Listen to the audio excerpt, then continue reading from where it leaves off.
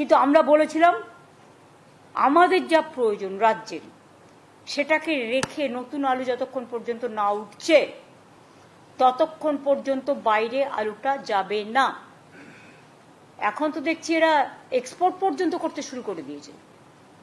নমস্কার বন্ধুরা, আমরা সাধারণ জনগণ অক্টোবর থেকে চলতেছে এই আলু পেঁয়াজ এবং সরকারিভাবেও আমরা দেখছি যে নানা রকম হাটে বাজারে সেখানে দোকানে দোকানে বেড়াচ্ছেন কিছু সরকারি আধিকারিক বা কিছু ব্লক প্রশাসনের আধিকারিক।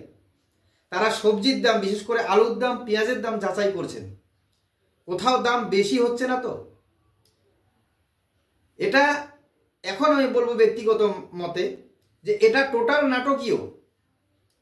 কারণ জল যখন উপর থেকে ছাড়া হয় তখনই নিচের দিকে বন্যা হয়। যদি সেই বন্যা আটকাতে হয় তো জলের উপরে যে গেট, সেই গেট কোথাও না কোথাও বন্ধ করতে হয়। গতকালকে নবান্নে বৈঠক করলেন মুখ্যমন্ত্রী।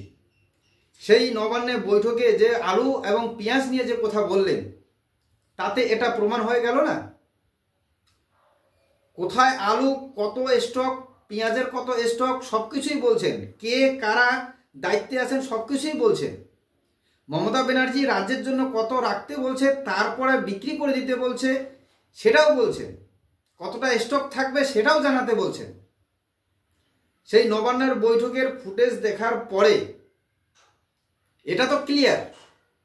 কিন্তু এতদিন থেকে আমরা হাটে বাজারে যেটা দেখলাম, সরকারি আধিকারিকদের ছাপা, যারা পাইকারি বা খুচরা বিক্রি করছে তাদেরকে হানা দিতে, তো এটা কি টোটাল নাটক, কি সাধারণ জনগণকে ভাতা দেওয়ার জন্য? আজকের ডেটে যেখানে সাধারণ নাজেহাল জনসাধারণ, তারপরে কোথাও গিয়ে মনে হলো মুখ্যমন্ত্রীর যে আমাদের রাজ্যে জনগণ নাজেহাল হচ্ছে, আলুর দাম বেড়ে গেছে, আলু রাজ্য থেকে বেরিয়ে চলে গেছে, বর্ডারে যারা আছেন তারা কি করতেছেন? আপনারা শুধু এই আলু পেঁয়াজ নিয়েই মুখ্যমন্ত্রীর এই বক্তব্য শুনুন, আপনাদের শুদ্ধ চোখ, মাথা, কান সব খুলে যাবে। শুনুন একবার। তিনজন মিনিস্টার আছে, শোভনদেব, প্রদীপ মজুমদার আর বেচা, মাত্রই কজনে।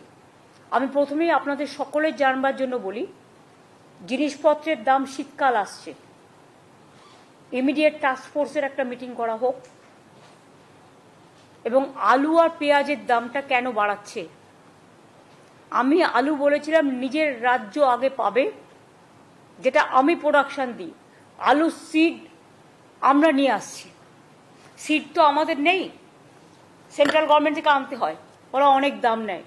আলু সিডে প্রবলেম হচ্ছে, বাট এই প্রবলেমটা আগামী দিন আমাদের নিজস্ব করে কিছু করতে হবে যাতে সমাধান হয়। কিন্তু আমরা বলেছিলাম আমাদের যা প্রয়োজন রাজ্যের সেটাকে রেখে নতুন আলু যতক্ষণ পর্যন্ত না উঠছে ততক্ষণ পর্যন্ত বাইরে আলুটা যাবে না। এখন তো দেখছি এরা এক্সপোর্ট পর্যন্ত করতে শুরু করে দিয়েছে।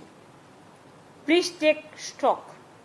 আমি আজ থেকে মার্কেটিং, অরবিন্দ আমাদের ওঙ্কার মিনার হাতে দুটো ডিপার্টমেন্ট ছিল, একটা এগ্রিকালচার ডিপার্টমেন্ট আর একটা মার্কেটিং ডিপার্টমেন্ট এগ্রিকালচার।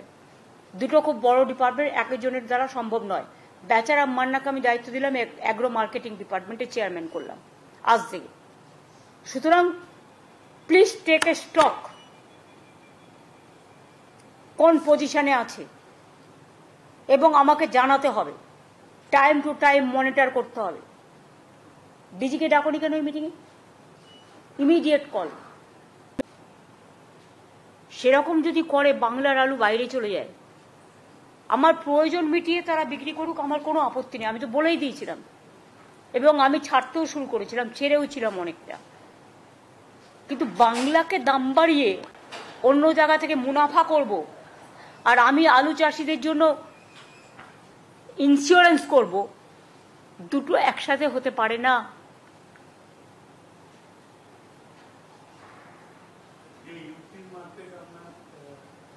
আমি অন্য কোনো রাজ্যের সাথে আমার মার্কেটের তুলনা করব না। It depends on state to state. সব জায়গায় দাম বেড়েছে বলে আমাকেও দাম বাড়াতে হবে তার কোনো মানে নেই। আমার এখানে হচ্ছে শস্য শ্যামলা বাংলা, ধনধান্যে পুষ্পে ভরা। চাল উৎপাদন, আলু উৎপাদন, এগুলো বাংলা রেকর্ড হিসেবে কাজ করে। আমি সেখানে অন্য রাজ্যকে বাড়তে দেবো, আমার জিনিস দিয়ে সাপ্লাই করে দেবো, আর আমার নিজের রাজ্যে দাম বাড়াবো? এই যুক্তি হতে পারে না। আমার নিজের রাজ্যের মানুষ খেয়ে তারপর যদি থাকে, আমি নিশ্চয়ই সেটা বিক্রি করার সুযোগ করে দেবো। ইভেন আমি একথাও বলেছিলাম যে তোমার যদি পড়ে থাকে আমি ICDS নিয়ে নেবো, আমি মিড ডে মিলে নিয়ে নেবো, তোমাদেরটা যাতে নষ্ট না হয় আমরা দেখব।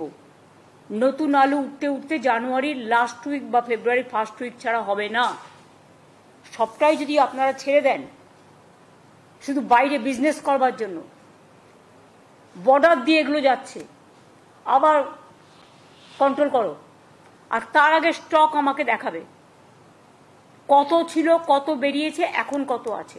কারণ আমি তো রেখে দিতে বলেছিলাম আপ টু জানুয়ারি আমাদের স্টকটা, শুধু বীজের জন্য আলু যেটা লাগে সেটুকু রেখে। তো কেন এটা হলো না এবং আমাকে কেন জানানো হলো না?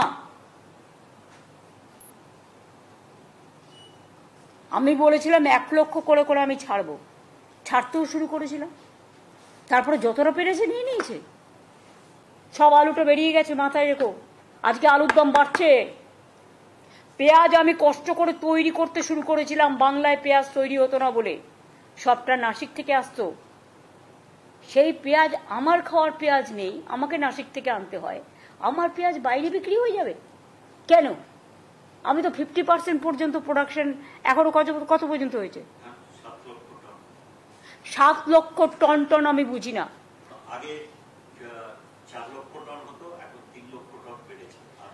আমি পার্সেন্টেজ জিজ্ঞেস করছি, কত পার্সেন্ট? 75% আমি সেই জায়গাটায় নিয়ে এসেছি। তো আমার যদি 50% বিক্রি হয়ে যায় বাইরে, এক্সপোর্ট হয়ে যায়, কারা গো?